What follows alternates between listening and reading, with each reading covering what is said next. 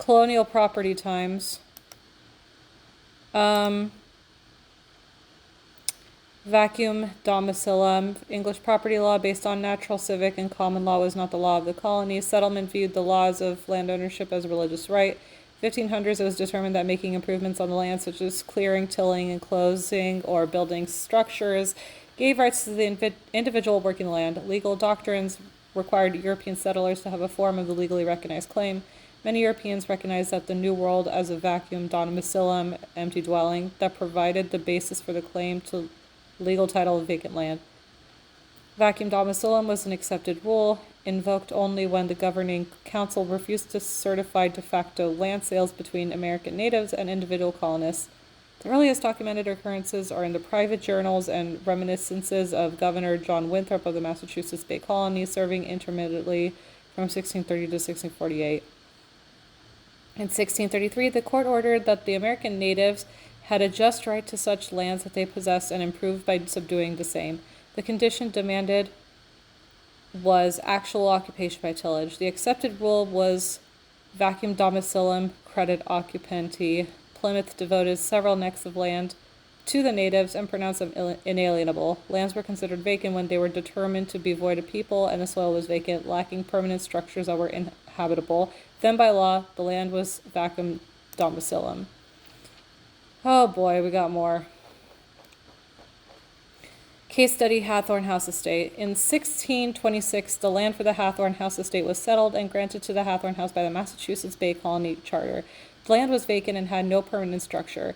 Land was granted legally for the purpose of settlement in Salem, established. I always think it's estimated, it's established 1626. Once the Hathorne House had been built and was habitable and the land fenced, it was fully owned by the Hathorne family. It has since been passed down from generation to generation. Vacuum domicilium, I don't know how to pronounce it. Laws state that the land needs to have permanent structures in order for the land to be held in the Hathorne line of ownership. The land must be formally passed down to family or by the will of right or lawful purchase and sale of property in order to change hands. Without a Hawthorne family heir or a proper will, the property reverts back to vacuum domicilium. There must, at the time of release of the land, be a main structure that is fully inhabitable, fencing, and the main structure must be inhabited. That explains why they set fire to it, because it's not fully inhabitable, and the fencing's probably fucked up, and the main structure is... Oh, I don't know, she still lives there. During its time in the hands of the Hathorne family, a carriage house has been built near the main structure. Ooh! Since this building is not physically connected to the main estate, it would not be sufficient for it to be inhabited should the main building become vacant or inhabitable. Damn. Is there anything else? Anything else we can look at before she comes back? Anything else? Think that's it. Okay, let's get out of here before she comes back. We made it. Find a Salem map to compare. To compare what? Also, someone called me or texted me. Oh, it was just a checklist. Find source of air, good poisoning, views to CT. Find a Salem map to compare something. We marked an access point as per your request.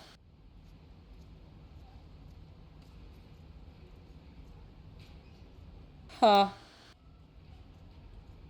Okay, I'm guessing... Okay, so we're gonna have to go to that little area. Oh, that's the little shed that I couldn't go into. Hey, bro. Oh my god. Hey, I'm so sorry I broke into your office. Please forgive me. Can I help you, Miss True?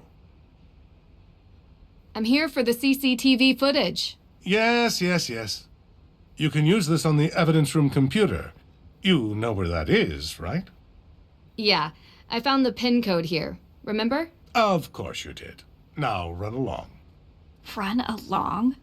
I don't like him. You know, I just realized I never followed up with you two about what you were doing on the day the AW evidence was stolen. You know, Nancy, this detective thing is really sweet and all, but we are in the middle of something important here, okay? What are you doing? Initiating the process of handing over Hathorne House to the state so it can be turned into a museum. What? It's our only option. But you work for Lauren. It's her home. And I'm getting her an extra 90 days before she's evicted, which is 90 more than she would have had without me. So we're a little busy right now, because we need to file this by the end of the day. And May Perry? What about May Perry? Is she being charged? I won't discuss this. It's an active criminal investigation. But from what I've heard, an arrest will happen later today. So please, can you both leave us? Come on, Deirdre. I have the drive. I don't trust him. I don't trust the judge. Okay, distract me, Drew, so I don't go back in there and smash things. With what? Tell me some inane detail from your life so I feel better. One where you come off badly. I know. Tell me what Ned said when you told him you saw a ghost. Oh, shoot. I totally forgot. I said I'd call him back and I didn't. I did! You forgot? Do you even want a boyfriend, Drew? Because that is a fine young man some other girl might appreciate more than you. Some other girl? Yes, like a nice girl who knows him well and thinks he's cute and would remember to call. You know I'm a detective, right? This mystery girl, not so mysterious. Shucks, I was trying to throw you off with nice. Oh, come on. You're in no danger from me, Drew. You could never call Ned again, and he'd still be sitting by his phone waiting for you. Maybe. After this, I'm going with him on vacation. No cases. I think you'd hate that. You need a case. You're a mystery addict. Get him to help. Romance, adventure, a tropical location with stunning sunsets. That actually sounds like an amazing idea. I know. Also, I hate you. Thanks, Deirdre. She said that very funny. But I did call him. Nancy, how's my favorite daughter doing? Only daughter. Ugh. That too. You okay? How's the case coming along? Not well. I have a bunch of alibis, but I'm missing something. Then there's the book of apologies that's been stolen, and the arson, and a break-in at the courthouse. Hey, slow down. Let's focus on one person at a time. Who's on your list? Oh, can I say all of this, or... I hope I can say all of this and I'm not just accusing someone. But if I am accusing someone, I am accusing Judge Danforth. Judge Danforth. Okay. Look, he's coming on strong trying to pin the crime on a girl without any evidence. It's a bit... Strange. unbecoming.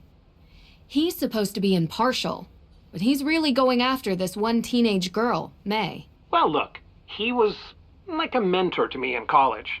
We've kept in touch, but I do not know all the details of his situation. Is he in financial trouble? Is this a ploy to get a piece of property? Yes. I don't know. Which would be ironic because that's exactly what Judge Hathorne did in 1692. Thank you.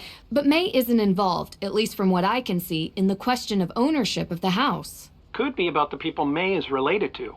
Go after her as means to hurt the ones she loves. It's extremely unsettling for a judge to do that, but it has happened before. Yay, I can talk about more people. Let's talk about his son. I want to talk about Jason Danforth. The judge's son? He's a real piece of work. I think the judge probably agrees with you. I don't know him personally, but I've heard stories. He claims that during the time in which the accused witch's evidence was stolen, he was helping Alicia Cole. I guess he does work for her. Okay. Accused witches are... Claimants against the Hathorne estate. They're trying to take control of the property as reciprocity for their ancestors having that land and life stolen from them by the original Judge Hathorne. And that's valid? According to the judge, yes. But back to Jason. It sounds like he's short of cash constantly. But I see him driving a fancy car around town. Looks like he lives a pretty comfortable lifestyle to me. Money is always a prime motivator. He could be receiving money from someone to commit one of these crimes, or he could have a financial stake in the property. The fact that he's tying his alibi to Alicia is interesting. But if he was tied into the Hathorne House estate, I can only imagine that it's through his father. The judge? Is he on your list?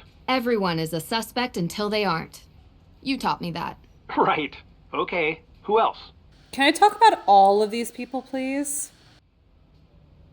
Alicia Cole is helping Lauren Holt, the supposed heir, with paperwork. Alicia claims she was running errands around town.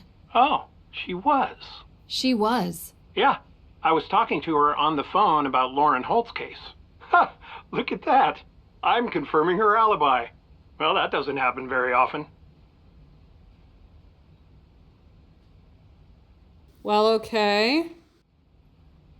May Perry is the primary suspect for the arson. And why is she the prime suspect? She's the only one who won't give an alibi for the night of the Hathorne House arson. I see. And she's been in trouble for a fire before, when she was a kid. Seems people want to believe the worst of her.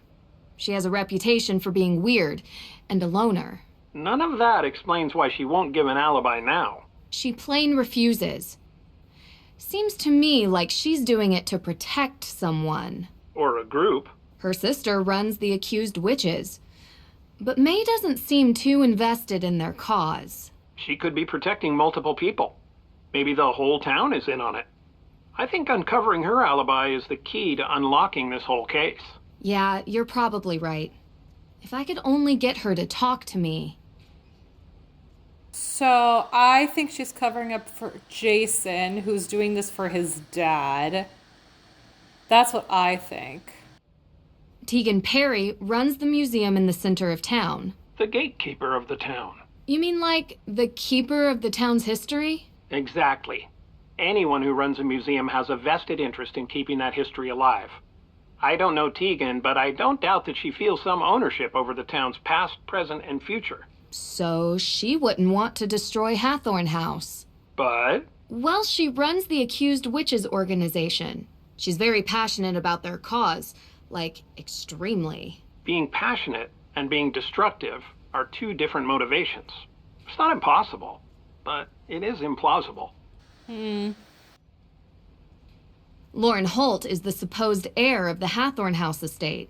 Why supposed? She's the adopted daughter of the previous owner, Francis Tuttle, and while Lauren claims there's a will, no one has been able to find it. How did her relationship with Ms. Tuttle seem to you?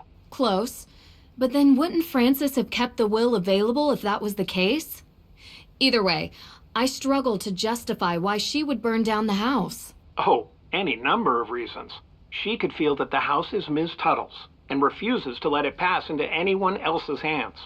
If any of these other players have their eyes on repurposing it as a museum or entertainment venue, she could view that as an affront to Ms. Tuttle's memory. Well, she also lives there. Not in the burned part, in a separate carriage house. Oh. By burning it, perhaps she hopes to ruin the chance of anyone else using it, and to stay on the property indefinitely.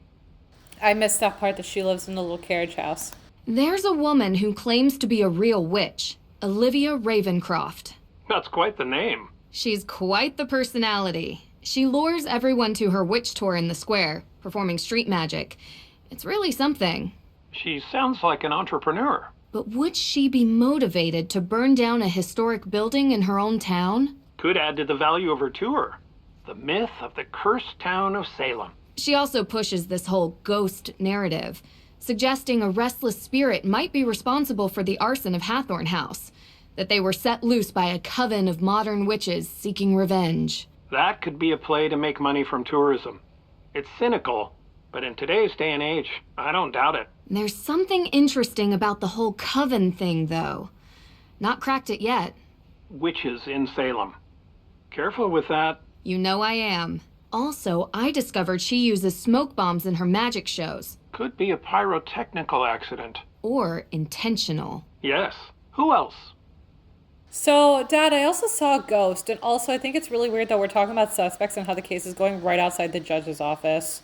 Talk to you later. Thanks. I think I discovered one inconsistency in your case. Jason Danforth wasn't with Alicia Cole the day the AW evidence was stolen. I talked to Alicia for a few hours, including during the time of the burglary. You have the times nailed down. Danforth mentioned them when we talked about getting the Book of Apologies. Thanks, Dad. This is super helpful. Nice work. It's all you, kiddo. Let me know how it goes. Good luck.